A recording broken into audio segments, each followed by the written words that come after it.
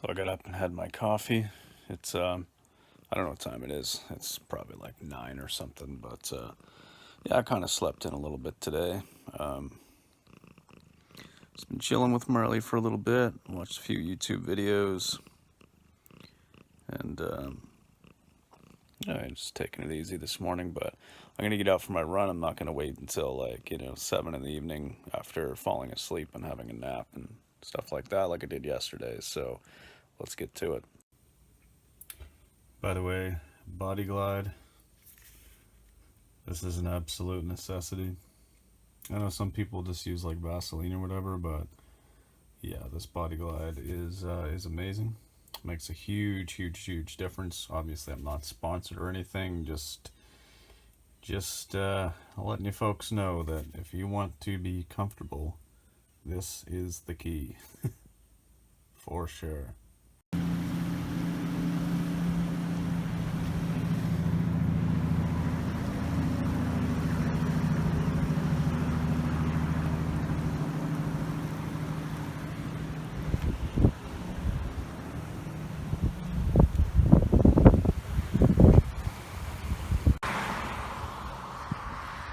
Give you guys a little view of the waterfront here.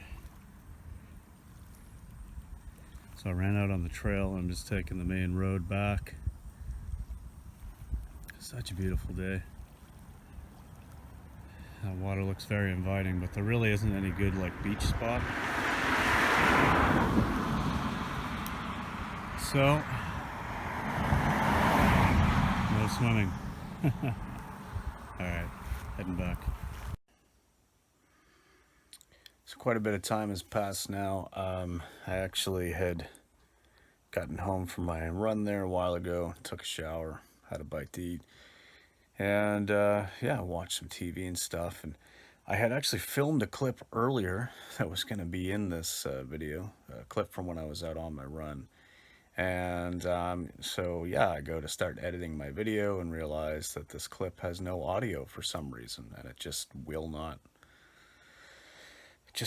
work. So this 6-minute clip I did earlier, I kind of have to redo right now. So let's just get to it. So one of my patrons, Diane, she'd given me a couple of ideas for videos to do during Vlogust or topics to touch on, and one of the things that I wanted to talk about, per her request, was what it's like to be vegan in Canada. You know, whether it's difficult to find certain things, seasonally, things like that. So essentially, I have to say, living in Canada, having like really harsh winters, but then having like beautiful summers, it can be kind of a toss up, and you never really know what you're going to get, honestly. But as far as the vegan food goes, man, it's not hard at all. I would say like 4 years ago when I first went vegan, it was definitely harder to find some of the like prepackaged brand type stuff, processed foods, transition foods like faux meats and cheeses and things like that. But now, like, every grocery store is something.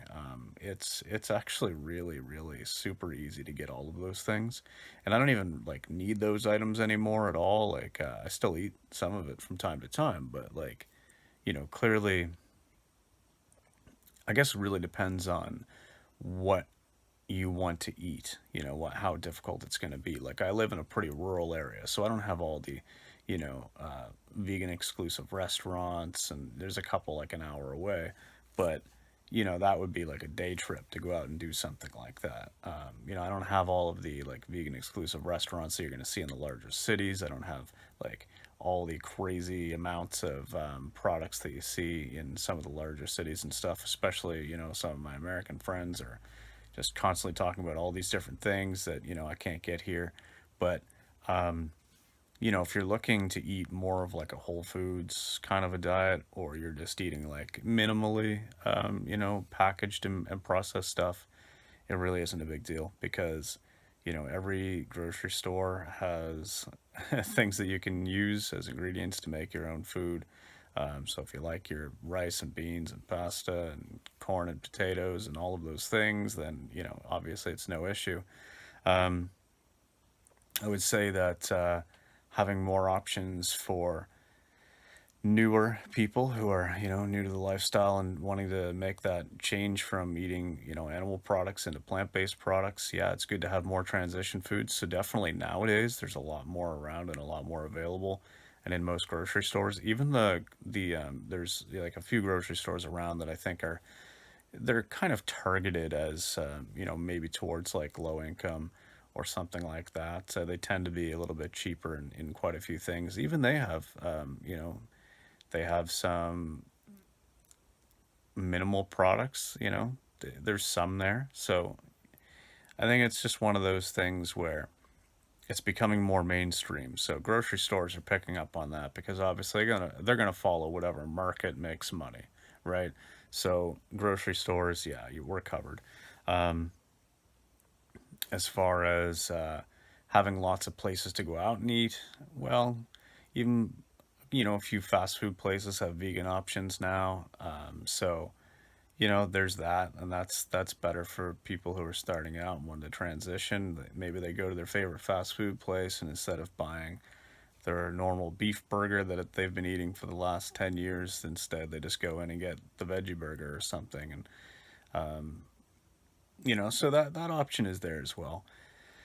I don't know. I gotta say, like, being vegan in Canada is not hard. And I mean, I can't speak for everywhere in Canada, but like, I live in a pretty rural place. The nearest town to me that has any kind of population is like half hour away. And I'm gonna say it's probably like 8, 10,000 people. Other than that, it's pretty much just small communities and little villages and stuff that might have, 1,000 people or so, until I drive, maybe travel like an hour and then, the main cities there and stuff. But yeah, so I mean, I got to figure that if it's pretty easy for me in this rural location in Eastern Canada, it's got to be, it can't be too much more difficult unless you're in a very remote location. But again, a lot of the, cheap staple foods are all vegan. So, yeah, I guess it depends on how much effort you want to put in, whether you're used to cooking your own food or you're used to eating out all the time. But so anyway, that's kind of to touch on that. That was the whole point of the clip that I had filmed earlier that unfortunately is not usable, and I think I know what happened. So I had I was using my selfie stick while I was running to like film a couple little quick clips, and what I did is I actually had the little thing like plugged in so that I could press the button to stop and start the recording. But I think I figured out before that that actually like screws up the audio, so I should have known better, and I should have just like, actually pressed the record button manually and then just had my phone there, so I was actually talking into my phone without that connection. But anyway, live and learn, right? Can't win them all, so here I am refilming, and that's okay. And that's going to wrap it up for today's video. So thanks, Diane, for that. And if you're curious, or if you want to give some input on how you can actually decide what some of my video content will be, of course, you can check out my Patreon as well. That's in the description below. And yeah, let me know in your area whether it's difficult, relatively easy. How has it changed maybe in the last few years? Have you noticed the market shift, making it easier with more products in your area? Yeah, just give me your thoughts. All right, well, that wraps it up for another day of Vlogust 2018, and I will talk to you guys tomorrow. Peace.